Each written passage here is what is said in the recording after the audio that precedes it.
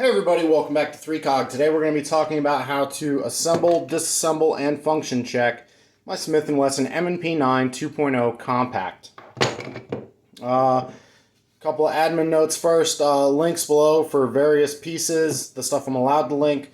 If you use those links, I make like $1 and I appreciate you. Outside of that, please as always, consider subscribing. And like the video if you liked it. Leave me a comment if you think I missed something. For YouTube, nothing I'm doing here violates Google's AdSense policy or YouTube's policy on firearms. I am a firearms safety instructor in the military, active duty. I assure you everything is being done safely and on my private property. Furthermore, neither one of these magazines exceed the magazine ban. They are both standard capacity. This being a standard capacity 17, this being a standard capacity 23. So, don't demonetize me, bro.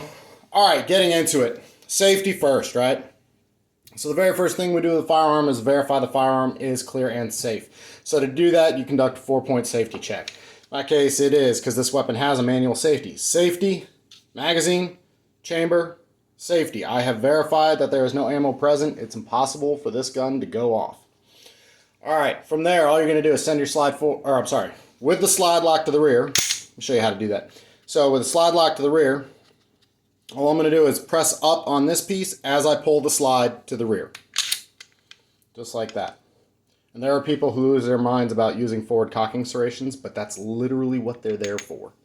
Okay, so now the slide is locked to the rear. I'm going to rotate this takedown tab down, and I'm going to ease my slide forward. Once it's fully forward, I've already verified that it's clear. I'm going to press the trigger. Put it on fire and press the trigger. Slide comes off. So now I have my frame assembly here, and I don't need to do anything else with this for assembly and disassembly. Set that to the side. Now I have my slide assembly.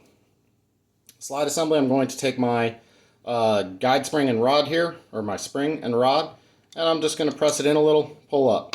It sits right here in this little half moon cutout. From there, lift up your barrel and pull it out. That's it. It's easy.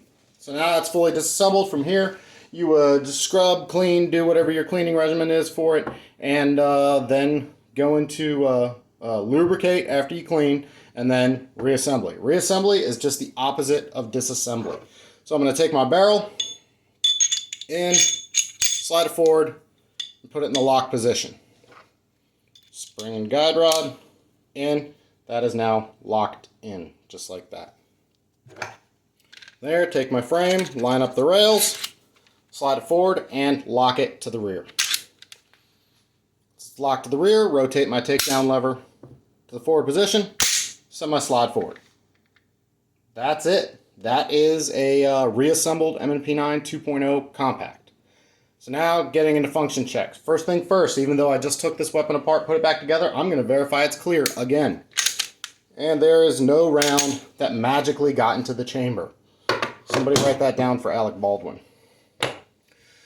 So now on the function check piece, there's a bunch of different things that you want to actually function check with this. I'm going to show it to you basically in like phases. So there's a basic function check. Your basic function check is really simple.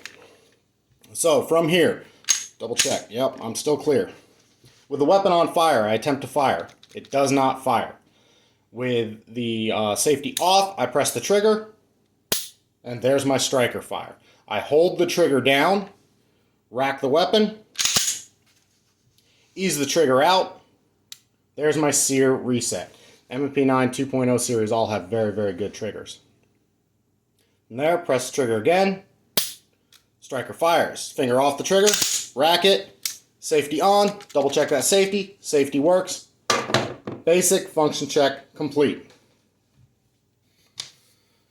This is an empty casing. You can also use a snap cap for this, and in fact I recommend you use a snap cap for this, but I wanted to show that you can use an empty casing as well. I cannot state enough how important it is to verify that the casing is actually empty. As you can see, this primer has been struck and there is no bullet. Be very careful about this. Alright, so all I'm going to do, take this empty casing, put it into a magazine. lock my slide to the rear.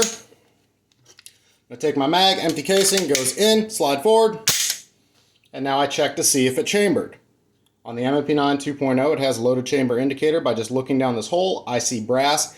I know it chambered that empty casing. So now I know that it'll feed from this magazine. Then I'm going to rack the weapon to the rear, and my casing came out. So now, cycle of operations wise, I know that it will feed, chamber, lock. I believe it'll fire, but I'm not 100% on that yet. I believe it'll unlock, extract, eject, and cock. That's what I've proven so far with this. But I still haven't proven that it'll actually fire. Because if my striker was deformed or shortened, I would get all these indications without knowing whether or not this pistol actually works. So another note is make sure you function check your magazines. So as you saw, this mag worked perfectly fine with that brass casing. However, this magazine does not lock the slide back to the rear because this spring is getting worn out. I need to replace the spring. So you should be aware of that. For those of you who saw my out of the box video for this gun, you saw I had one failure to lock to the rear. It was with this magazine.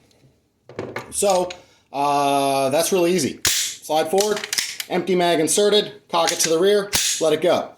It did not lock to the rear. What that's supposed to look like, empty, is in, rear, let it go, and it locks to the rear. So make sure you're function checking your magazines as well as your pistol. Again, I'm doing all this with no live ammo. Don't shoot your house. Alright, so this is a laser training cartridge. And what it does is it gets an impact on the back from the firing pin, and then it gives you a dot. It's a great dry fire training tool, but it's also a function check tool. So what I'm going to do is I'm going to take this and I'm going to insert it into the chamber. Now I'm going to close my slide, and now I know that round's the one in the chamber. Or that laser training cartridge is the thing in the chamber. There's no way there could be a bullet. So then I'm going to put it on fire and shoot. And as you just saw, I have a red dot. So that's indicating that the firing pin is moving all the way forward and actually striking that impact area on the back of the laser training cartridge. It is not 100% guaranteed that means it'll work with ammo, but it's a pretty good indicator. So that's it. That is assembly, disassembly. All right, really quick on this one because I know I'm going to get the questions. M&P9 2.0 compact core, suppressor height sights. I'm running a Holosun 507C X2 red dot on it, and older Surefire X300 on it. Floyd's custom EDC magwell. Huge fan of Floyd's work, like quality work. And then like this mag has their piece on it as well. That's it. Thanks for watching. Like, share, subscribe, all that. See you next time on 3COG.